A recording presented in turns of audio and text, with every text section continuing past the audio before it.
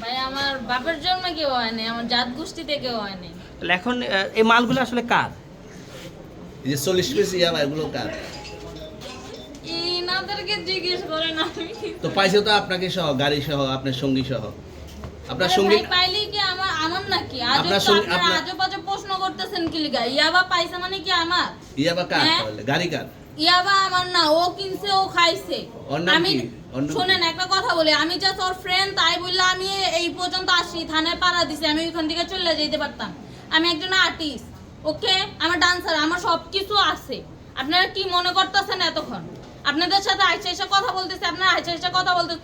ও বাবা খায়, আমি কি দোষ করছি? ভাই আমি মদ খাই, আমার লাইসেন্স আছে, আমার লাইসেন্স করা, আমার বারের লাইসেন্স করা, আমি মদ খাই। ও মদ খান, হ্যাঁ। বাংলাদেশ করা। আর পেন্সিডেন্টটা কে না, দিত? এগুলা কোনো কিছুতে আমি আসক্ত না।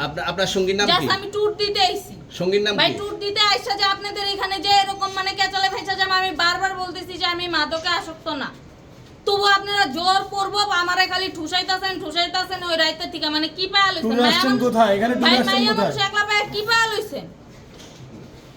এখন